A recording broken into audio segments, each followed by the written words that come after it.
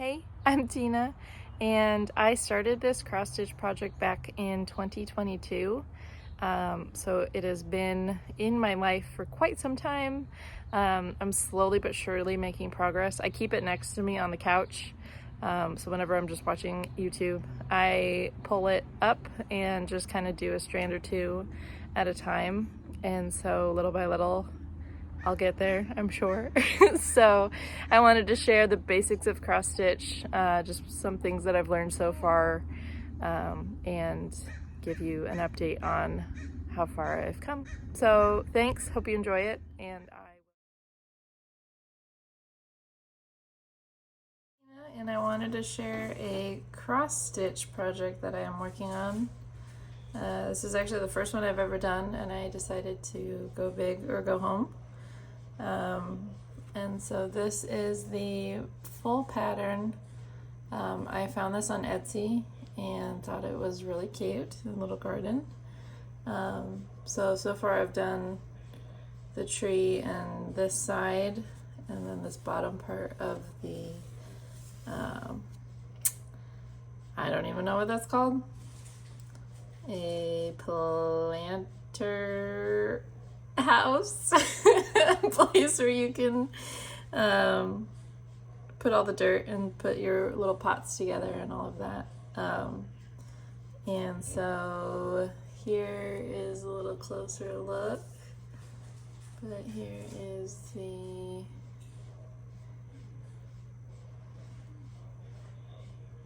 so far what I've done.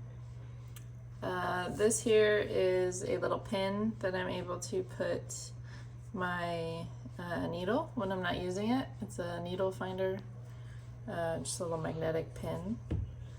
And the directions that I'm following are, I'm working right here in this little corner, so I'm working on these little stars, which corresponds here to this gray string back here. So what I do is when I'm looking for the star, this star is this gray color, and it corresponds to 648. And so I have all of my colors here that I organized. I can go over this another day of how I organized all of my floss. But if I look for 648, let's see, I already have it here. So I numbered them 648, and I have it here. So I undo this, I just pull it off, and then I pull one strand from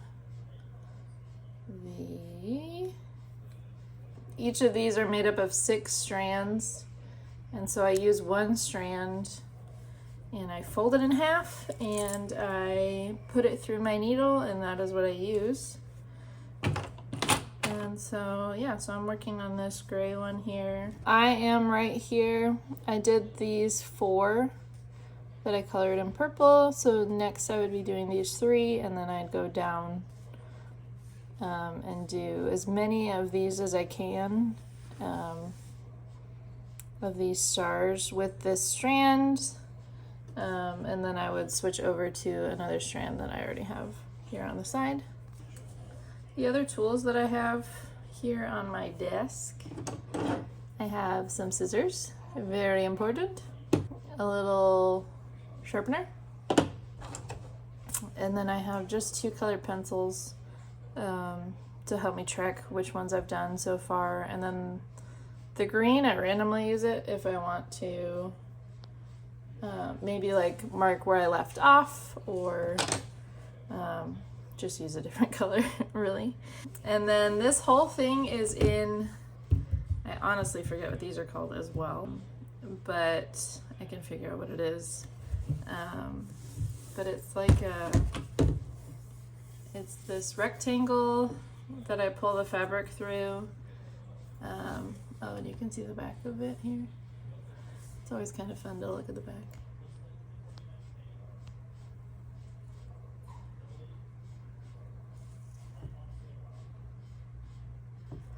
Awesome.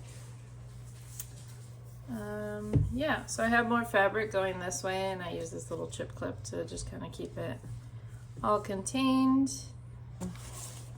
I have it all printed out also in color.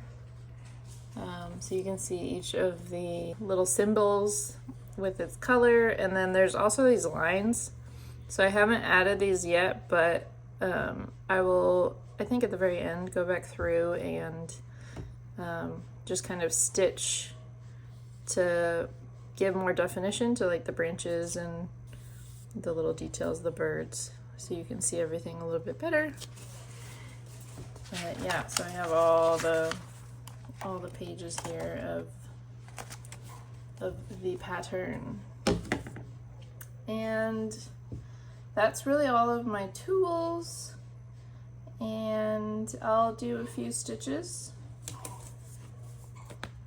and just kind of show you what we're working on. The way it works is you want to have everything going in the same direction. So once you pick the way that you're working, you want to just keep doing it consistently throughout the whole piece. So I have been starting on this bottom, what is that, left-hand corner, and going up across to the top right. And so I go through and I pull it through, and then this is the hard part, is getting it back up. So now I go back through the bottom right, and I do this technique called railroading. So to make the stitches cleaner, when you're going through for this top final, to complete the stitch, you go through these two pieces of thread, and then I go through that top left corner, and I go ahead and pull it through, and I just do it again for the rest of the stitches on this row.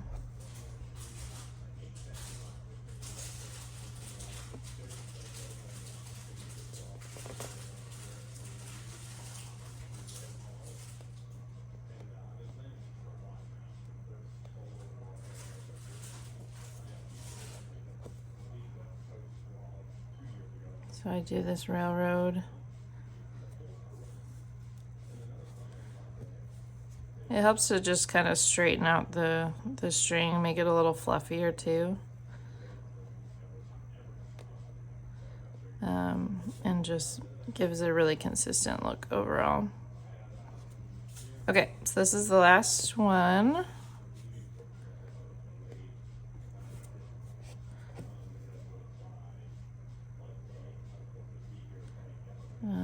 Okay. I'm gonna go back through. So I just did those three right here. So I'm gonna do one in the middle between them, and then one down again.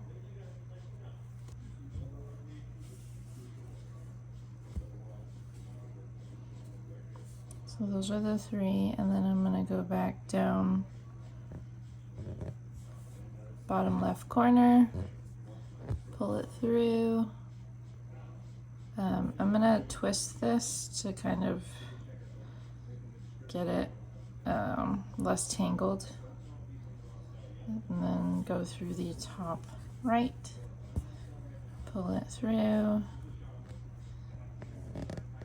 the bottom right, do the railroad between these two strings, and then finish the cross stitch to the top left.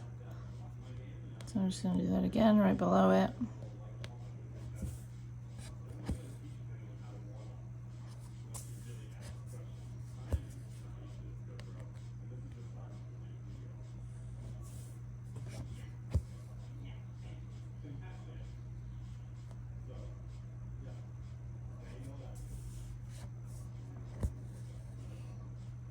The next stitch is over one, down one.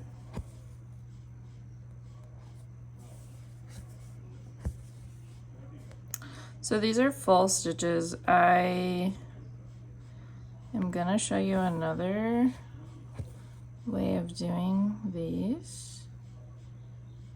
So when I have like a row of stitches, so for example I have 4 in a row that I'm doing right below this, I'm going to do the same thing to start. So bottom left corner, pull it through, top right. So there are 4 stitches, so that was the base of the first stitch. I'm gonna, instead of finishing this stitch here, I'm gonna go over to do just half of the next stitch. And so I'm gonna do that 4 times.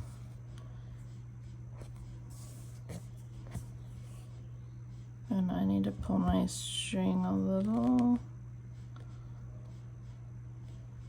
Okay, 1, 2, 3, and 4.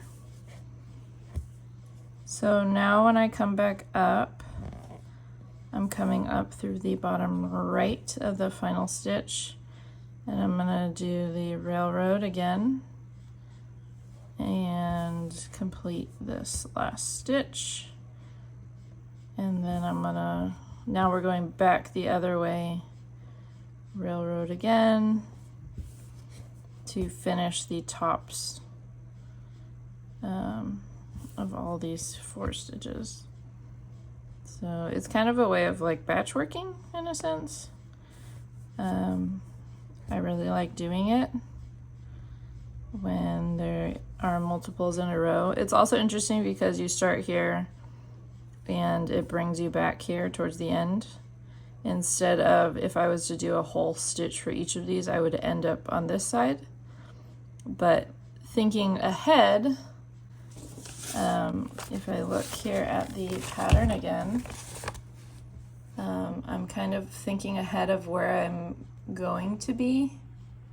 And so I just did these 4 here. So I will be ending up back here, and then I can start this way and go up and do these rather than ending on the right side here. And then there's no other stitches that I need to be working on. So it's also a kind of tactic to end up where you want to finish. So here's the last railroad. Let's see, so the next stitch I'm actually skipping one and going over. So I'm skipping this square and I'm going over to the next one.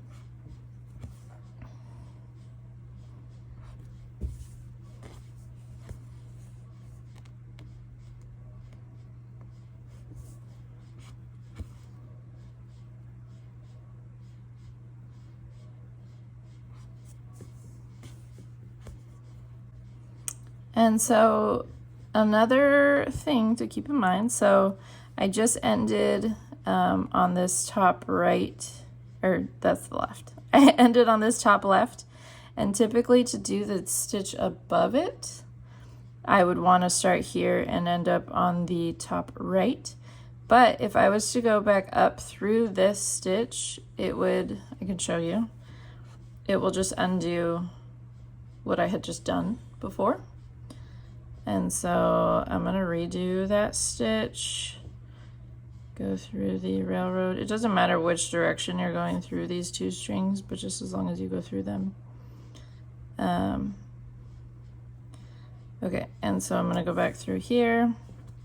So in order to keep everything in the same direction, I'm gonna actually come up through the top right, and I'm gonna go down through the bottom left.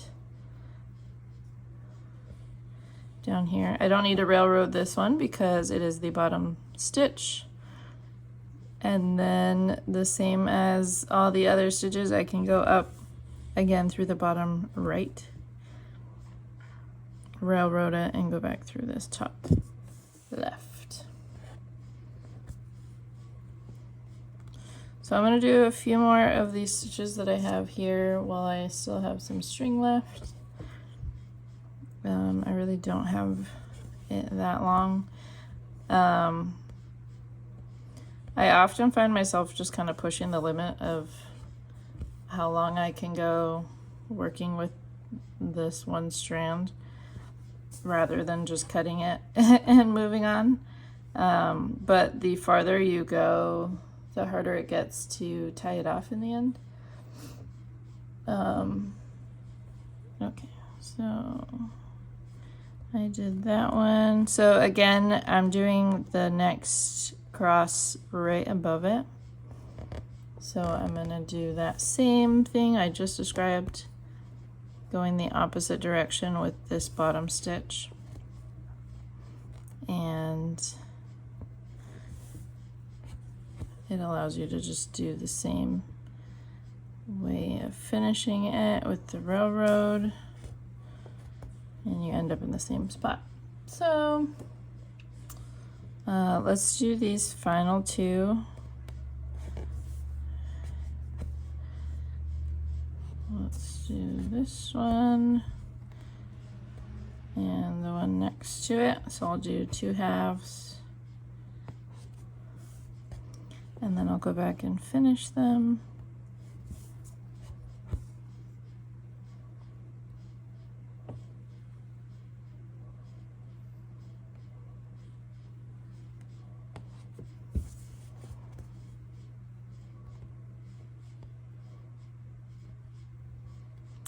Where is it? There it is. Here it is. Go through. Okie doke. So I'm gonna, before I pull it through, I'm gonna flip it over to the other side so I can show you how I finish off a strand. Okay. So we are back here. This is the needle, and these are the stitches that I just added going up here this way. So I'm going to pull it through. You can see that we have a little bit of a tail here. So I just want to make sure that these don't pull all the way through, otherwise it's kind of a pain to get them back through to finish. But what I want to do is to finish a strand, I put the needle through at least 3 existing loops. So in the back here, you can see these ones that I've added here. I could go through these this way, or I could go this way, sideways. It doesn't really matter. So I'm just gonna go, I'll go this way. It's a little easier to see. So I'm gonna go through these little, so I have like 4 of them there, and then I need to pull it through. This is sometimes the hardest part.